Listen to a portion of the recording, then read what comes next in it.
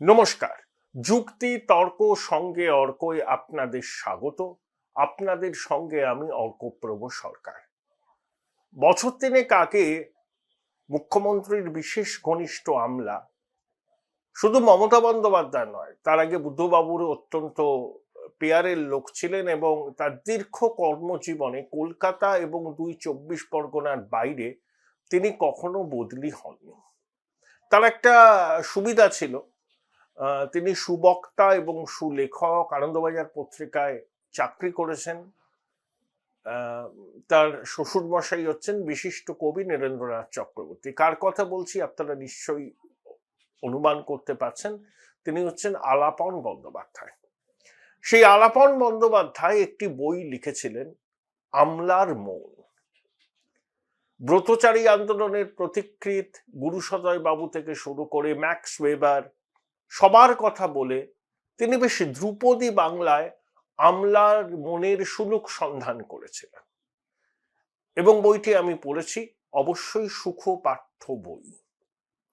তাই আমলার মনের হদিশ পাওয়া বড়ই কঠিন কাজ। আসলে আমলারা যখন যে পাত্রে তাদেরকে রাখা হয় তখন তারা সে পাত্রের আকার ধারণ করেন। ঠিক যেমন শিল্পপতিরা গঙ্গায় থাকলে তারা, এই পশ্চিমবঙ্গে থাকলে তারা গঙ্গা দাস, যেই রাজধানী দিল্লিতে চলে যান তখন তারা যমুনা দাস। শিল্পপতি এবং আমলাদের চরিত্রের একটা এই মৌলিক মিল আছে। তারা, শিল্পপতিরা পশ্চিমবঙ্গে থাকলে গঙ্গা দাস, দিল্লিতে থাকলে যমুনা দাস।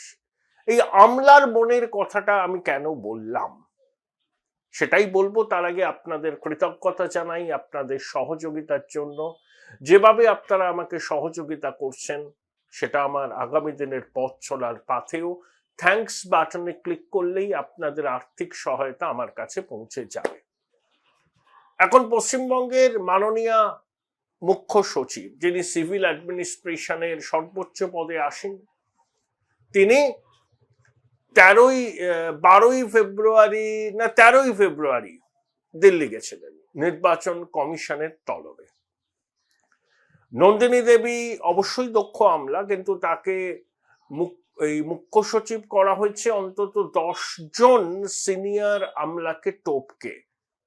একসময় নন্দিনী দেবীর সঙ্গে দিদিমণির সম্পর্কের টানাপোড়েন হয়েছিল। তিনি রাজভবনের দায়িত্বে ছিলেন, তা বলে রাজ্যপাল তাকে সেখানে রাখতে চাননি। তিনি আবার মুখ্যমন্ত্রীর ঘনিষ্ঠ বৃত্তে চলে আসেন এবং প্রথম মহিলা মুখ্য সচিব পশ্চিমবঙ্গের নন্দিনী চক্রবর্তী, তিনি দায়িত্বভার সামলেছেন। দেখুন, এ রাজ্যের কোনো আমলাই মেরুদণ্ড রিজু রেখে তো কাজ করতে পারেন না। তারা অজুহাতটা কি দেন? আমরা কি করব? আমরা তো চেষ্টা করি আইনের শাসন যাতে বলবৎ হয় সেটা নিশ্চিত করার জন্য, কিন্তু বঙ্গেশ্বরীর কথাকে তো আমরা ফেলতে পারি না। তাই আমাদের শাসকের আইন মানতে হয়। নন্দিনী দেবী নাকি মুখ্য ওই ইলেকশন কমিশনের দিল্লিতে গিয়ে বলে এসছেন যে তিনি তো কমিশনের সিদ্ধান্ত রূপায়ণ করতে আন্তরিকভাবে চান, কিন্তু বঙ্গেশ্বরী সবুজ সংকেত না দিলে তিনি কি করে করবেন। তারপরে এটাও বলেছেন যে এমসিসি বা মডেল কোড অফ কন্ডাক্ট তো চালু হয়ে যাবে। মডেল কোড অফ কন্ডাক্ট চালু হলে ইলেকশন কমিশন যা যা নির্দেশ দেবেন তিনি একেবারে অক্ষরে অক্ষরে সেই নির্দেশ পালন করবেন, এরকম গ্যারান্টি দিয়ে এসছেন। আমি কেন বললাম আমলাদের যে পাত্রে রাখা হয় তারা সে পাত্রের আকার ধারণ করে। দিল্লিতে গিয়ে নির্বাচন কমিশনের সামনে নন্দিনী দেবী আত্মপক্ষ সমর্থনে তার বস মুখ্যমন্ত্রীর কথাকে ঢাল করলেন, অজুহাত দিলেন। আবার একই সঙ্গে নির্বাচন কমিশনের প্রতি তিনি যে কত অনুগত সেটা প্রমাণ করার জন্য নাকি এটাও বলে এসছেন যে মডেল কোড অফ কন্ডাক্ট চালু হলে পরে তিনি একেবারে বাধ্য ছাত্রীর মতো তারা যা যা বলবেন সব কটা রূপায়ণ করবেন। এটাই হচ্ছে আদর্শ আমলা। আমলার মন বইটা পড়লে আলাপন বাবুর, এই আমলাদের মনের বিচিত্র গতি প্রকৃতি সম্পর্কে আপনারা অবহিত হবেন। আসল কথা কি জানেন, দিদিমণি আমলাদের ভয় পান। ভয় পান কেন?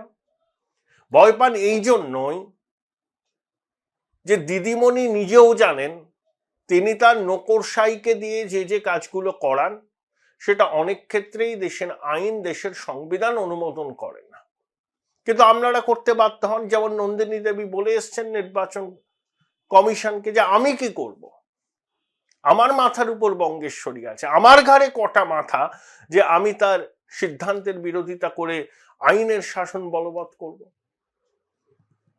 অর্থাৎ দিদিমণি বিলক্ষণ জানেন তিনি যে যে নির্দেশ দেন অনেক ক্ষেত্রেই সেগুলো আইন মেনে হয় না, কিন্তু আমলারা করতে বাধ্য হন। সেই আমলারা যখন অবসরের গ্রহে চলে যান তখন তারা যাতে বেফাঁস মন্তব্য না করে ফেলেন বা অন্য কোথাও এইসব খবর টবর পাচার না করেন, সেই জন্য তিনি তাদের কি বলবো আর কি, ওই যে উপদেষ্টা হিসাবে নিয়োগ করেন। এই উপদেষ্টাদের কাজটা কি বলুন তো? কত উপদেষ্টা আছে, আলাপন বাবু, মনোজ মালভিয়া, তারপরে আরেকজন ছিলেন তার আগে যার সঙ্গে ওই বাড়ি ভাড়া বিতর্কের বিষয়টা শুভেন্দু বাবু তুলেছিলেন। হ্যাঁ, তো এরকম অনেক, আমার লিস্ট দীর্ঘ হয়ে যাবে, 1 ডজনেরও বেশি। তা এরা কাজটা কি করেন? মনোজ পানকে তো প্রিন্সিপাল সেক্রেটারি 2 করে রেখেছেন, গৌতম সান্যালও আছেন, তিনিও আছেন। অর্থাৎ কাউকে দিদিমণি তার বৃত্তের বাইরে বেরোতে দেবেন না। রাজীব কুমারের ক্ষেত্রে কি হয়েছে আমি এখনো জানি না। এটা একটা অতীব রহস্য যে রাজীব কুমার কি উপদেষ্টা হওয়ার প্রস্তাব পেয়েছেন নাকি প্রস্তাব পেয়েও তিনি প্রত্যাখ্যান করেছেন। তিনি 1 ফেব্রুয়ারি ইথিওপিয়ার রাজধানী আদ্দিস আবাবায় দিকে গিয়েছিলেন, তার ছেলে আমেরিকায় কর্মরত, সেখানে ছেলের কাছে যেতেই পারেন, দীর্ঘ কর্মজীবনের পরে কিছুটা সময় পেয়েছেন। কিন্তু রাজীব কুমার দেশে ফিরেছেন কিনা আমি জানি না, এবং তার চেয়ে ঘনিষ্ঠ একজনের সঙ্গে আমার যোগাযোগ আছে, তাকে কয়েকদিন আগে আমি ফোন করেছিলাম, 6-7 দিন আগে। তিনি বলেছিলেন না, তার কাছে কোনো খবর নেই। তাহলে রাজীব কুমার বিদেশ থেকে ফিরেছেন কিনা, তিনি কোনো নতুন দায়িত্বে আসলে অবতীর্ণ হচ্ছেন কিনা সে সম্পর্কে কোনো খবর নেই। কিন্তু রাজীব কুমারকে কোনো যদি পদ দেয়া হতো তাহলে সেই খবরটা অন্তত আমরা জেনে যেতাম। তাহলে দুটো জিনিস কাজ করছে রাজীব কুমারের ক্ষেত্রে। হয় দিদিমণি রাজীব কুমারকে অবসরের পরে উপদেষ্টা হিসাবে নিয়োগ করতে চাননি, বা চেয়েছিলেন, প্রস্তাব দিয়েছিলেন, রাজীব কুমার তা সসম্মানে প্রত্যাখ্যান করেছেন। এর বাইরে কিছু হতে পারে না। যদি রাজীব কুমারকে দিদিমণি না দিয়ে থাকেন প্রস্তাব, সেটা খুবই তাৎপর্যপূর্ণ। আবার যদি রাজীব কুমার প্রস্তাব দেওয়ার পরেও প্রত্যাখ্যান করেন, সেটাও তাৎপর্যপূর্ণ। দেখুন, রাজীব কুমার মুখ্যমন্ত্রীর ঘনিষ্ঠতম বৃত্তের মধ্যে থাকতেন, কিন্তু মেসি কাণ্ডের পর অবসরপ্রাপ্ত বিচারপতি অসীম বাবুর নেতৃত্বে যে কমিশন হয়েছিল সেখানে রাজীব কুমারকে শোকজ করার সিদ্ধান্ত হয়। দিদিমণির জমানায় দিদিমণির প্রিয় পাত্র রাজীব কুমারকে শোকজ করার সিদ্ধান্ত নিল রাজ্য সরকার গঠিত কমিশন, যে কমিশনের মাথায় এমন একজন বিচারপতি আছেন, অবসরপ্রাপ্ত বিচারপতি, যার সঙ্গে কালীঘাটের মধুর সম্পর্কের কথা আমরা সবাই জানি। তাহলে কি এমন হলো রাজীব কুমারের সঙ্গে মুখ্যমন্ত্রীর সম্পর্কের রসায়নে যে রাজীব কুমার একটু বেসুরো বাজছেন না? বলুন না আপনারা, বেসুরোই তো বাজছেন তিনি। এই আবহে নন্দিনী দেবীর নির্বাচন কমিশনে গিয়ে নিজের অপরাগতার কথা স্বীকার করে নেওয়া এটাই প্রমাণ করেন যে মুখ্যমন্ত্রী যতই তার নকরশাইকে সঙ্গে রাখার চেষ্টা করুন না কেন, তাদের অবসরকালীন বড় বড় পদে নিয়োগ করে বেতন ভাতা, লালবাতি নীলবাতির গাড়ি, নিরাপত্তা রক্ষী, বাংলো এসব দেওয়ার দিন না কেন, সময় এবং সুযোগ পেলে আমলারা যে একেবারে নিঃশর্ত আনুগত্য বঙ্গেশ্বরীর প্রতি দেখাবেন তার কোনো কারণ নেই। আমলার মন বড় বিচিত্র, দিদিমণি এখনো বুঝতে পারছেন না।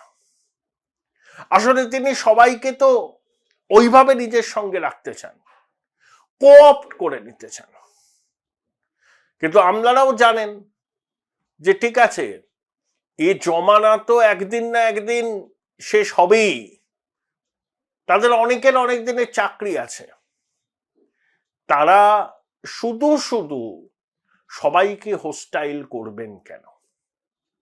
দেখুন, 17ই ফেব্রুয়ারির মধ্যে নন্দিনী দেবীকে কমিশনের নির্দেশ বলবৎ করতে হবে।